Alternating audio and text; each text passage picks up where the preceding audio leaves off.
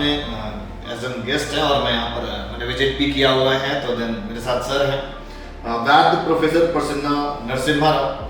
Sir मैं चाहूँगा कि पहले आप थोड़ी सी अपनी जर्नी एक्सप्लेन करें। जर्नी शुरुआत 1980 से। तो हमने BMS उड़ुपी में हमारा SDM का आयुर्वेदिक कॉलेज है। तो 1980 में हमने BMS ज्वाइन किया। एक और इम्पोर्टेंट चीज़ कि आप अपने कॉलेज की जो रैंकिंग है इंडिया के अंदर कहाँ पर देखते हैं प्राइवेट के टर्म्स में? ये है कि I do not compare, see last 32 years में I am leading this organization. एक और इम्पोर्टेंट चीज़ कि SDM अपने आप को कैसे बाकी आयुर्वेदा कॉलेज से अलग करता है। स्टूडेंट्स को जो स्किल है ना, हम मानते हैं कहाँ क्लिनिकल मटेरियल्स बढ़िया है। हमारा जो patient turnout is very good. Hello NEET aspirants, तो यार आप ये कॉलेज की सीरीज देख रहे होंगे है ना। मैंने बहुत सारे कॉलेजेस पे कवर किए हैं। आज मैं हूँ SDM हसन में और इस आयुर्वेदिक कॉलेज का नाम जरूर जिक्र किया जाता है जब भी कभी टॉप रिनाउंड प्राइवेट इंस्टीट्यूशन का नाम आता है। तो आज मेरे साथ में एज एन गेस्ट हैं और मैं यहाँ पर मैंने विजिट भी किया हुआ है। तो देन मेरे साथ सर हैं वैद्य प्रोफेसर प्रसन्ना नरसिम्हा राव। ये प्रिंसिपल भी हैं यहाँ पे SDM हसन कॉलेज में। तो जब भी कोई आए तो दिन सर से ज़रूर मिले। सर बहुत हेल्पिंग नेचर के हैं, मुझे स्टूडेंट से पता चला है। तो सर के साथ में एक बहुत अच्छे से हम लोग डिस्कशन करने वाले हैं कि आयुर्वेदा की दुनिया में और सर की क्या प्लानिंग है, क्या विजन है। बहुत सारे मतलब कॉलेजेस के प्रिंसिपल यहाँ से पास आउट हैं, है ना। मतलब तारीफ करने के लिए SDM की बहुत कुछ है और बस इसी के साथ हम सर के साथ इंटरेक्शन स्टार्ट करेंगे। सर मैं चाहूँगा कि पहले आप थोड़ी सी अपनी जर्नी एक्सप्लेन करें और उसी के साथ हम इसको पॉडकास्ट को आगे कंटिन्यू करेंगे। ऐसे जर्नी हमारा जो आयुर्वेद का जो जर्नी शुरुआत 1980 से। तो हमने BMS उड़ुपी में हमारा SDM का आयुर्वेदिक कॉलेज है। वो सबसे पुराना है? हाँ पुराना है, इसे अराउंड 70 ईयर्स ओल्ड। ओके। सो 1980 में हमने BMS ज्वाइन किया। ओके। वहाँ से किया। उसका भी एक बड़ा कहानी है क्यों आयुर्वेद में आया। हाँ नहीं, मैं चाहूँगा कि थोड़ा सा कहानी भी आप बताएं। अच्छा ये क्या है कि हम एक्चुअली इंजीनियरिंग कोर्स में ज्वाइन किए थे। ओके। तो उस समय में हमारा एक फैमिली में ऐसे हुआ कि हमारा ब्रदर का फादर इन लॉ, उनको ससुर जी, तो उनको मदुरा फुट हुआ था। तो उनको बहुत ट्रीटमेंट हुआ, एलोपैथी में ट्रीटमेंट हुआ, जाने माने हॉस्पिटल में हुआ, तो भी कंट्रोल में नहीं आया। ओके। तो उस समय में उडुपी में डॉक्टर RR भट्ट करके वो प्रिंसिपल रहे, चीफ मेडिकल ऑफिसर रहे और वो एलोपैथी में भी MBBS किए थे, आयुर्वेद में भी जो DSC किए थे और होम्योपैथी भी किए थे। ओके, तीनों कोर्सेज में उन्होंने एक्सपर्टीज मतलब उन्होंने महारती हासिल कर रखा था। तो उनका अंडर ट्रीटमेंट हुआ हमारा भाई साहब का ससुर जी का and completely he got recovered. So हमारा भाई साहब का ये इच्छा था कि हमारा फैमिली में एक आयुर्वेदिक डॉक्टर बने। ओके। तो उस सिलसिले में हम बाद में जो इंजीनियरिंग कॉलेज में जो ज्वाइन किए थे उसको छोड़ के बाद तो ससुर जी के चक्कर में आपको आयुर्वेदा में ज्वाइन करना हाँ पड़ा। हमारे भाई साहब के ससुर जी का। फिर MD कब किया, फिर PhD कब किया? ये जो उडुपी आयुर्वेदिक कॉलेज जो मैंगलोर यूनिवर्सिटी का अंडर था, तो वहाँ से जो डिग्री हासिल किया, तो उसका बाद हमने नेशनल एंट्रेंस टेस्ट लिए। तो उसमें यहाँ पे आप प्रिंसिपल कब से हैं? यहाँ से 93 से हम प्रिंसिपल हैं। आपके तो बहुत सारे स्टूडेंट भी आज के टाइम पे दूसरे कॉलेज में प्रिंसिपल हैं। हाँ अराउंड 42 स्टूडेंट्स यहाँ से जो बाहर निकले हैं, जो तो दूसरे कॉलेज में जो दे आर लीडिंग ऐसे प्रिंसिपल डीन हैं। मैं चाहूँगा कि थोड़ा सा आप कैंपस थोड़ा सा ब्रीफ करें जी कि इनके और जो कैंपस हैं कहाँ कहाँ पे हैं, कौन कौन से कोर्सेज हम लोग ऑफर करते हैं, क्या कोई ऐसा सर्टिफिकेशन प्रोग्राम है कि अदर स्टूडेंट जो किसी भी कॉलेज में पढ़ रहे हैं हिंदुस्तान के, वो यहाँ पर आकर क्लिनिकल एक्सपोजर SDM हसन का ले सकता है? हाँ देखिए, हमारा बिगिनिंग क्या है कि 3 आयुर्वेदिक कॉलेज है। ये जो तीनों आयुर्वेदिक कॉलेज जो हमारा धर्मस्थल करके 700 ईयर्स ओल्ड टेम्पल है, वो टेम्पल से डॉक्टर D वीरेंद्र हेगड़े जी है। उनका ड्रीम है कि आयुर्वेद का जो इंडियन मेडिकल हेरिटेज जो है उसको प्राधान्यता मिले, उसको जो कॉमन पीपल जो है उनको आयुर्वेदिक ट्रीटमेंट मिले। तो उसका वजह उस रीज़न से he has started Ayurvedic college. पहले जो हमारा उडुपी में उन्होंने कॉलेज था, पहला ओडीपी में स्टार्ट किया। उडुपी एक टीम था, उनका वजह से जो वहाँ आयुर्वेदिक कॉलेज स्टार्ट हुआ। तो 1972 में वो कॉलेज चलाना बड़ा मुश्किल हुआ। इवन स्टाफ को पे करना मुश्किल हुआ, बहुत और complications आ इवन रहे होंगे। स्टूडेंट्स नहीं आते थे उस समय। ओडीपी थोड़ा सा आउटर भी पड़ता है मुझे लग रहा है। देन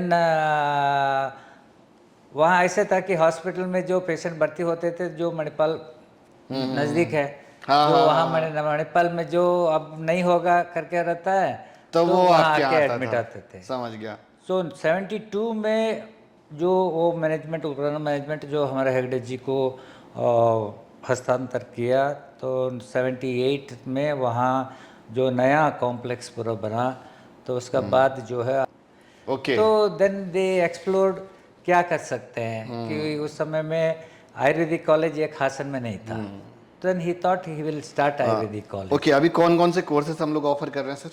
हमारे यहाँ जो BMS डिग्री है, रेगुलेटेड कोर्स है, जो अभी NCISM में रेगुलेटेड स्कूल से ये कोर्स है, जो BMS का है, 100 इंटेक है, और पोस्ट ग्रेजुएशन है, ऑल 15 पीजी में कितना डिपार्टमेंट, सीट्स है?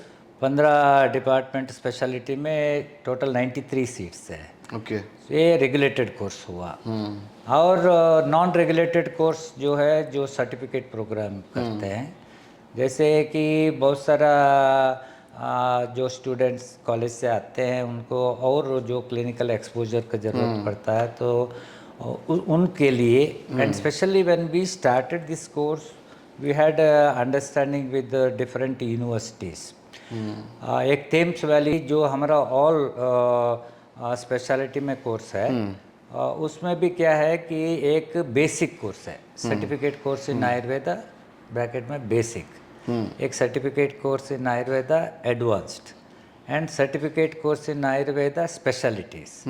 ये जो पहले का जो बेसिक एंड ये क्या ऑनलाइन जो देते हैं क्या एडवांस हम है लोग? ना, नहीं वो सब Offline फिजिकल ऑफलाइन है। ओके। उस जो ये है कि इट्स नॉट ओनली मैंने जो सर्टिफिकेट देना वो नहीं है, सिखाना important वी है। Want more and more Ayurveda doctors practice Ayurveda, उसके लिए हम लोग जिसको कंसल्टेंट हम लोग बनाते हैं, राइट। तो सर अभी तक इतना अच्छा कॉलेज है, इतना अच्छा क्लिनिकल एक्सपोजर है, तो अभी तक NAC क्यों नहीं अप्लाई किया, NABH क्यों नहीं अप्लाई किया? 2009 से आई एम लीडिंग NABH।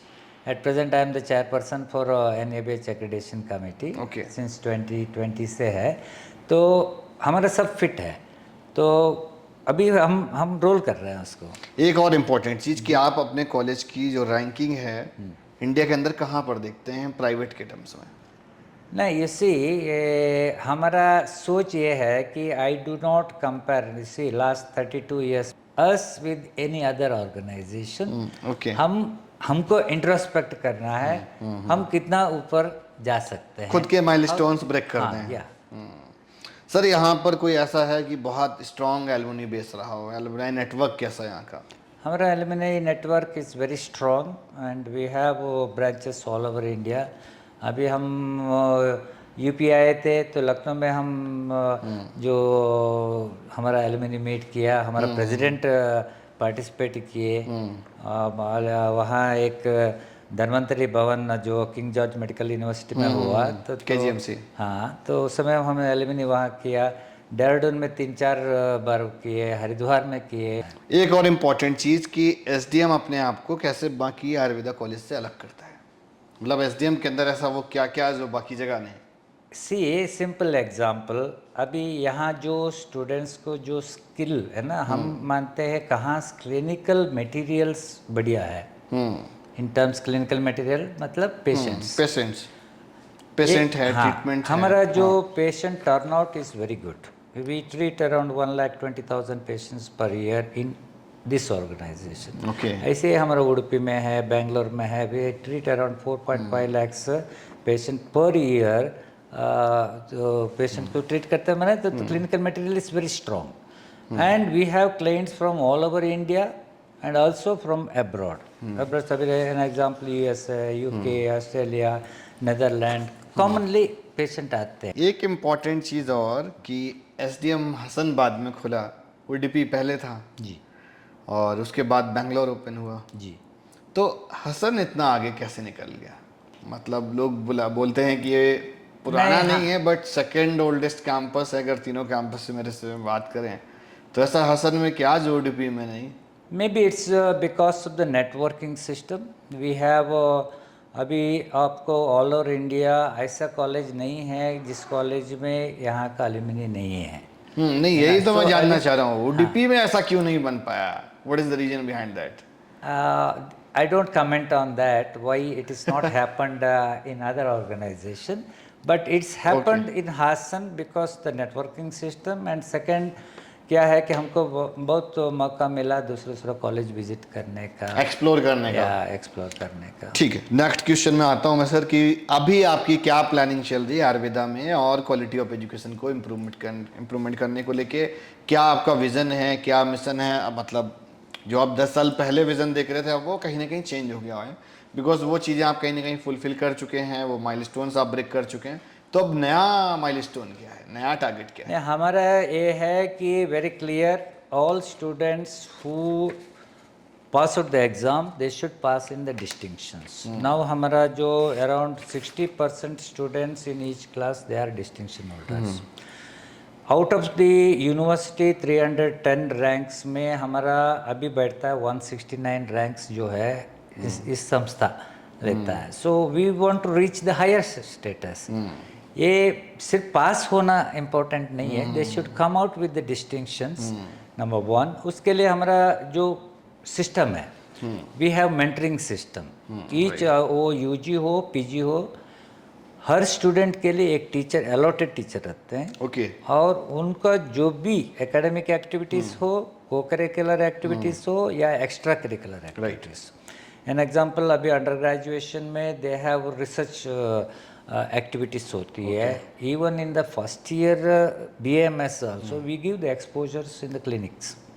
अभी जो NCASM आने के बाद it has come in the curriculum, before that we were practice already executed. हाँ, या एक इम्पॉर्टेंट चीज़ और सर कि अभी नेक्स्ट एग्जाम NCAS हमने एग्जीक्यूट किया हुआ है जी।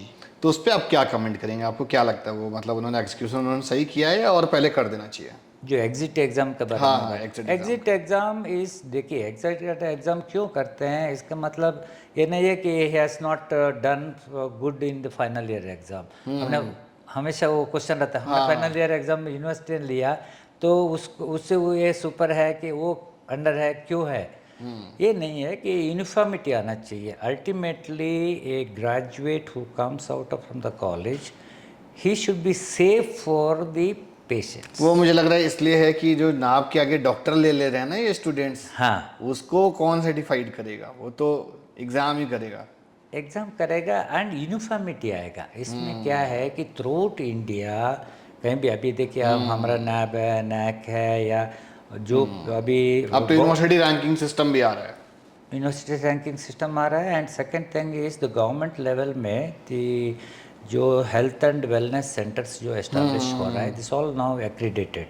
सो more and more people from the outside country they will come in, heal in India and heal by India.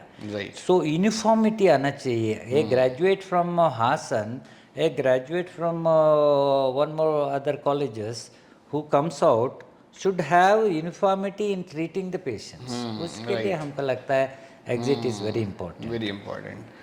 Thank you sir, बात करके काफ़ी सारी चीज़ें पता चली। और एट द एंड एक चीज़ और मैं आपसे जानना चाहूँगा, बिकॉज मैं तो पिछले 4-5 सालों से ही थोड़ा सा कॉलेज एक्सप्लोर कर रहा हूँ, घूम रहा हूँ, विजिट कर रहा हूँ। आपको तो एक बहुत ड्यूरेशन हो गई, एक बहुत लंबी जर्नी हो गई। तो पिछले 4-5 ईयर में, लास्ट 4-5 ईयर में NCISM तो मुझे लग रहा है कुछ करीब 3-4 साल पहले आया। तो जब से NCISM आया उसने क्या क्या चीज़ें चेंज कर दी जो पहले नहीं थी? तो ये सिस्टम आने से कोई बेनिफिट हुआ है? डेफिनेटली बेनिफिट हुआ है। इसमें क्या है कि द स्टूडेंट्स को मेनली जो नॉन लेक्चर्स जो है एक्सपोजर्स, उसमें मैंडेटरी किया। An example, we were doing as an SDM, we are doing the non lectures काफ़ी करते थे, राइट। मगर अभी जो ओल्ड कॉलेज में ये करना ही पड़ा।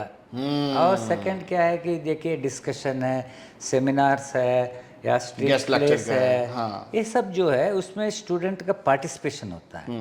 कहाँ स्टूडेंट का पार्टिसिपेशन होता है वहाँ नॉलेज पर्सनालिटी गेन होता है। डेवलपमेंट हाँ, स्टार्ट हो जाता है। नॉलेज गेन होता है। एंड देखिए, one thing we should keep very clear that most of the graduates who are coming from out of the colleges they are not practising Ayurveda.